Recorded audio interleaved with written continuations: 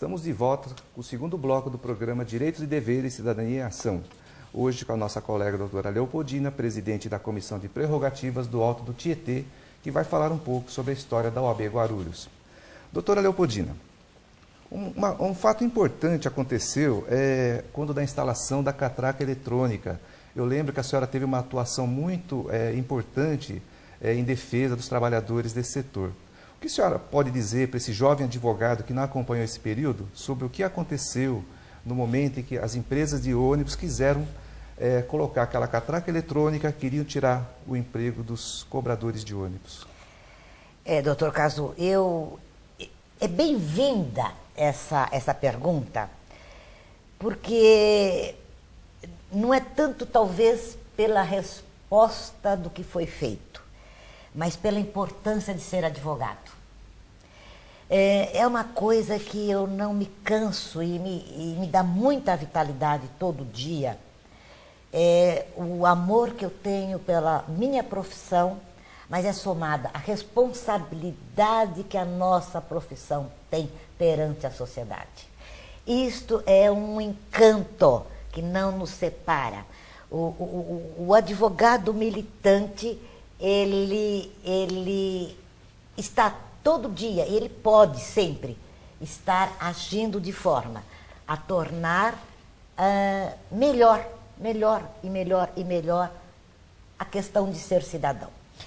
Quando se implantou a catraca eletrônica, se pretendia implantar a catraca eletrônica, como a catraca eletrônica era aquele período de transformação tecnológica, onde estava se mudando a tecnologia, ela estava se avançando. E, portanto, havia-se a redução também da mão de obra. E vejam bem, eu era coordenadora do Sindicato dos Metalúrgicos lá de São Paulo, e isso também veio, essa tecnologia também veio para o transporte coletivo. E a intenção era esta: colocamos a catraca eletrônica, uma questão tecnológica, e tira-se um homem, né, do posto de trabalho, que é o cobrador. E eu pensava o seguinte, e discutia inclusive lá dentro do sindicato com a diretoria. Eu dizia, mas o trabalho, qual que é, né? O que diz ser o trabalho? É uma questão penosa, o trabalho é penoso. Se a tecnologia ela vem para fazer com que esse trabalho seja menos penoso, mas não para eliminar o homem do trabalho. E como é que nós vamos fazer? E já tinha, a tecnologia já tinha entrado no setor metalúrgico, no setor bancário, vários outros setores já tinham perdido, né, a sua capacidade de mão de obra do ser humano para a máquina. E eu pensando, eu falei, tem que ser feita alguma coisa. A gente tem que ter alguma coisa dentro do direito, algum instrumento, alguma coisa que a gente possa dar uma orientação à questão da tecnologia, que ela seja bem-vinda, mas que também o homem permaneça no posto de trabalho. E pensando, que é uma das minhas áreas de atuação, que é infortunística, eu estou lá. Falei, mas escuta, veja bem, o cobrador, ele não é meramente um trocador, ele não está ali. Ele também é um agente social dentro do ônibus. Ele é quem dá o equilíbrio social. Se precisar parar num ponto, eu não sei, quem diz é o cobrador, porque o motorista não pode. Se está ali alguém bulindo, fazendo qualquer coisa, né, não tão permitida, e que pode ter um desequilíbrio social, é o cobrador quem vai fazer a interferência. Então a função do cobrador não é meramente um trocador. E pensando nisso, e pensando mais alguma coisa, conhecendo os estudos sobre a questão do motorista, e que uma das coisas que para o motorista é importante é não estar na solidão do trabalho. A solidão do motorista no trabalho, ele pode causar acidentes.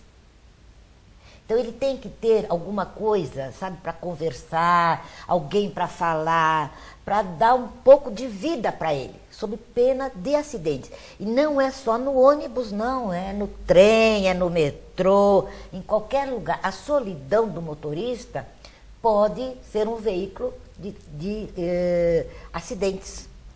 Pensando em tudo isso, eu achei uma brecha na lei, e foi nas normas regulamentadoras, em que dizia o seguinte, que todo posto de trabalho, quando ele é modificado fundamentalmente, ele precisa ter uma perícia técnica aprovada pelo Ministério do Trabalho, que diga que aquelas novas condições de ambiente não prejudicarão a saúde. E pensando nisso, eu fiz, e também embasado na norma regulamentadora, eu fiz uma medida cautelar. Naquela época, era antes da Emenda Constitucional 45, eu levei para a Justiça Comum, não para a Justiça do Trabalho. E foi tão curioso que a estagiária, quando foi distribuído, no caso do doutor Adriana, o rapaz da distribuição disse, não, nós não vamos distribuir essa ação, porque essa ação nunca existiu aqui, não tem nenhuma ação semelhante. Ela me ligou e falou, doutora, eu não quero distribuir a sua ação. Eu falei, diga para o distribuidor que sempre tem uma coisa que tem que ser diferenciada e sempre tem a primeira vez para tudo, inclusive uma ação nova. Então manda ele distribuir, por favor, que quem diz se pode ou não é o juiz. Mas nessas alturas do campeonato foi distribuída e foi uma ação muito,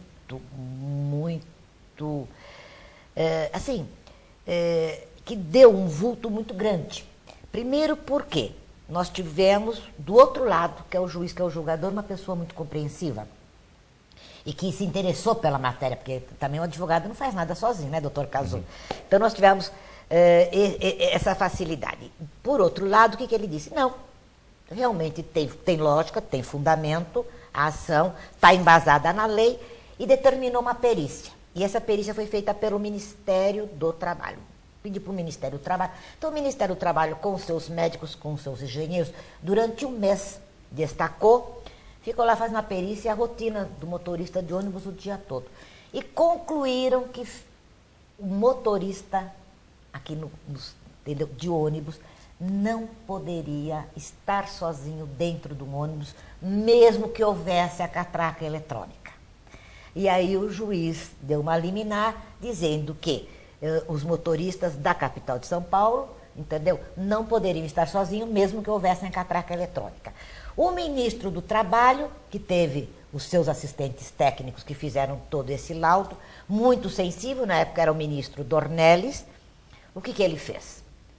Ele avocou como ministro do Trabalho para passar e fazer uma portaria para que isso fosse estabelecido para todo o Brasil.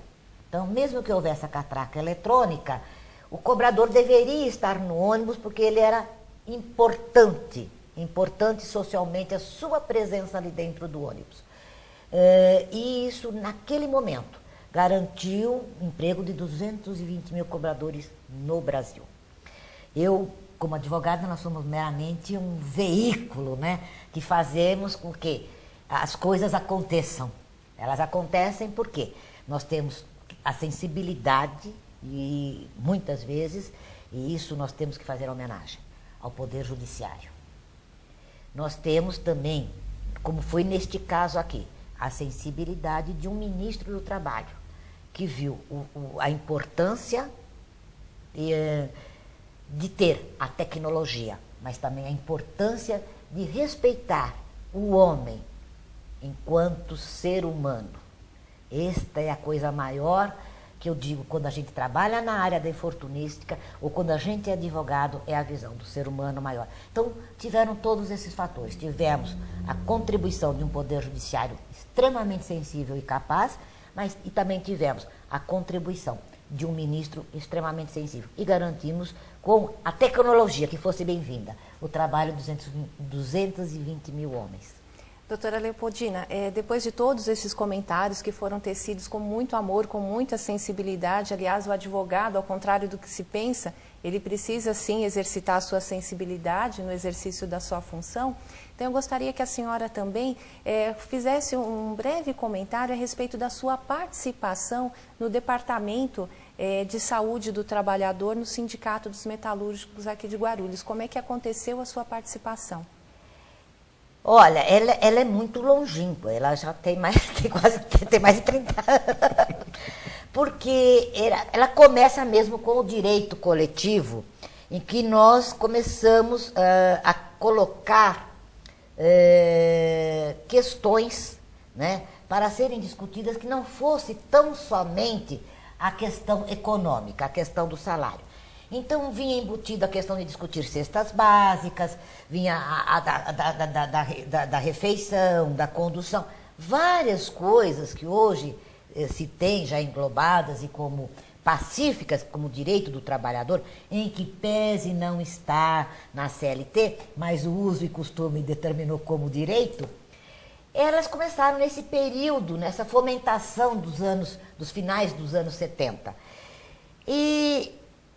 E nós tínhamos, na época, um grande mestre, professor da São Francisco, o professor Dr. Aníbal Fernandes, e ele era um advogado do Sindicato Metalúrgico de São Paulo. E a sua alma, a sua vida grandiosa, um grande jurista, inclusive, da área de infortunística, era muito voltada para a questão da saúde do trabalhador, desse direito social previdenciário.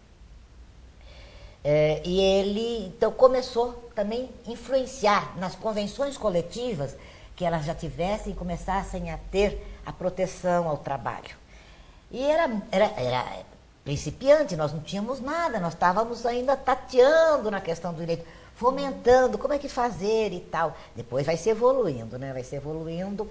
E nós começamos com as estabilidades no emprego, para os acidentes do trabalho, os típicos, para as doenças profissionais. Então, eram algumas cláusulas assim, que davam determinados direitos aos trabalhadores, que evidentemente foram se ampliando no decorrer do processo.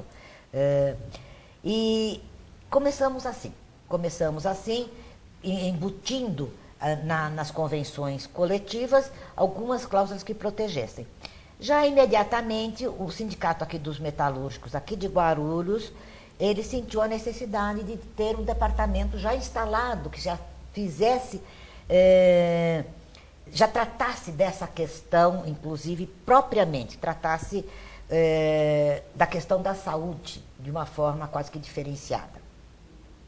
E eu fui contratada já para instalar esse departamento de saúde do trabalhador, que o sindicato mantém até hoje, é muito atuante, é muito vivo, não só ele, mas como os demais sindicatos também passaram a ter esse departamento e dar muita atenção. Mas eu quero dizer a você, doutor Cazu, doutora Cristina... Adriana. Doutora Adriana, desculpe, que essa questão da saúde do trabalhador... Ela é muito rica de um lado, mas às vezes ela também nos entristece de outro, porque a gente está tendo assim tantos anos buscando uma melhora, e você não consegue achar um equilíbrio entre o capital e o trabalho para proteger alguma coisa maior, que é a saúde. E como fazer isto também, de uma forma coletiva? Doutora Leopoldina, nosso tempo aqui é curtíssimo, nós vamos chegando aqui ao final do nosso segundo bloco, vamos voltar no terceiro bloco para a senhora complementar essas informações, pedindo ao nosso assinante que, caso queira mandar sugestões, mande para esse e-mail, esse endereço que encontra-se em seu vídeo. Voltamos já.